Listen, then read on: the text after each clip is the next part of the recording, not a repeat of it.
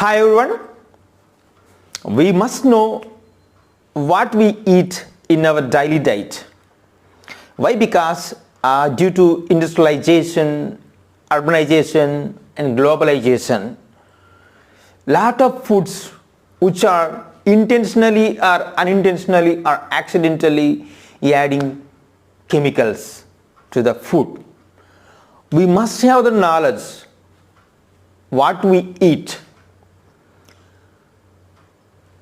Today's topic is unintentionally or accidentally or incidentally added chemicals to the food during cultivation, during processing or during harvesting. Let us go to the topic. Hi, this is Manmad Krishna. You are watching MKF. Today's topic is unintentionally or accidentally added chemicals to the food, part 4. Let us discuss about the mercury poison or cadmium, lead, arsenic. You have heard about the heavy metals in our food. Actually, these are the elements, trace elements our body also requires, like zinc, manganese, cobalt, arsenic. Some trace levels won't harmful to us. The sources of heavy metals. Our earth crust contains the heavy metals. Naturally, the heavy metals are occurring on the earth crust. But due to the activity of humans, due to the human activity, the heavy metals contains like lead, cadmium, mercury and arsenic accumulating in the environment, increasing the levels in the food through water which is contaminating, through food which is contaminating, through environment also which is contaminating and accumulating inside the human bodies. When we are taking the heavy metals in trace levels, it won't pose any adverse effects. We need also certain levels of iron, certain levels of zinc and certain levels of manganese, cobalt. We need the heavy metals. But higher levels means just above the trace level will pose the health complications. What is heavy metals? Yes, it's heavy. Yeah, heavy metals are relatively high density, high atomic weight, poisonous in trace levels. Heavy metals generates free radicals, so which will release the oxidative stress and damage the biological molecules like enzymes and proteins and lipids, which is carcinogenic and which will produce neurotoxicity. So that's why heavy metals, the levels above the just trace level is harmful to the human beings and all organisms, because it will produce the free radicals, so which causes oxidative stress for the biological molecules like proteins, lipids, enzymes, etc. Major harmful heavy metals. Let us discuss about the mercuries. So mercury poisoning, you have heard about the Minamata Bay mercury poisoning was occurred, and about 1,000 fatalities occur in Japan, the Bay of Japan.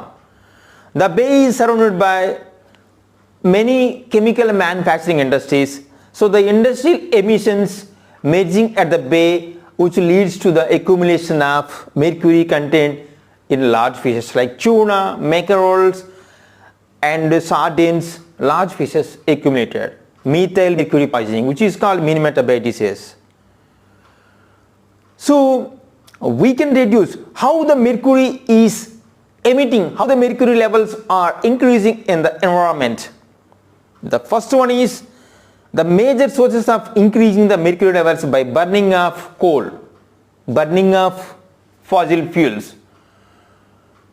We need electricity. For that we are burning the coal. We need to produce the thermal electricity. So the coal burning will release the mercury content to the atmosphere. And the same way, not only coal, mining like bauxite mining or gold mining also will release the mercury content to the atmosphere. The symptoms, see, the people who will take food which contains mercury, they will susceptible to the numbness, frequent numbness and memory loss, and they will get carcinogenic. If the levels are exceeds, they will get to the adverse effects on their health conditions. These are the things, and we have to precautionary measures. We must follow the advisories, the government advisories.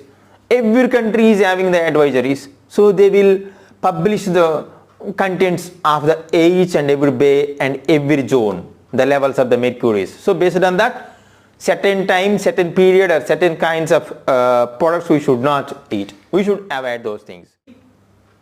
Acceptable limit is 0.5 ppm. If above the levels in the flesh of the food or fish flesh or meat which causes harmful effects.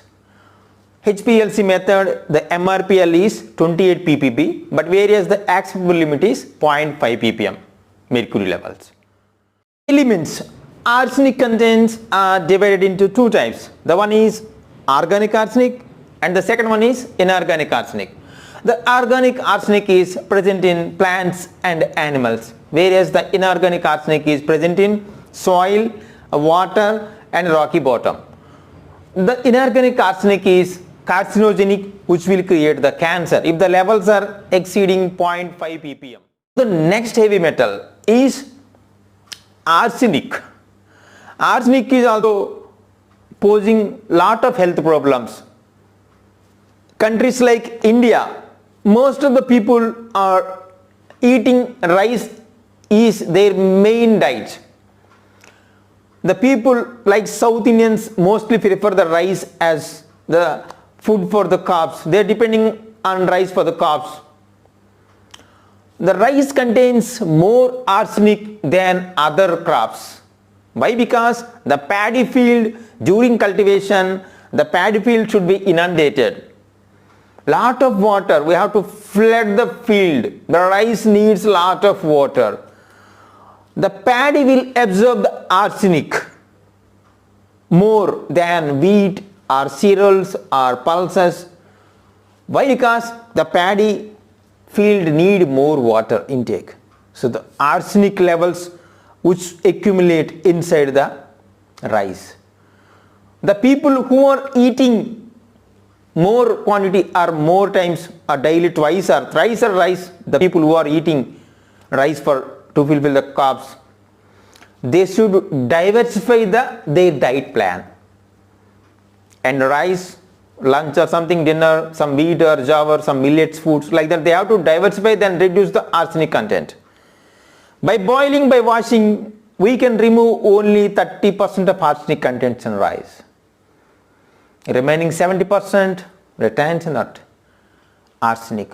Why? Because the industries like pesticides manufacturing industries or mining industries, oil refinery industries, the waste generating industries, the waste which are percolating into the soil and the waste which are merging into the water and mixing in the water and the soil also, the residues remains in the water and soil for many years. In the surrounding area, if we will cultivate the crop, the surrounding of these kinds of environment, the agri stuff might contain higher levels of arsenic. And the third example is lead content in carrots. The recent studies reveals that.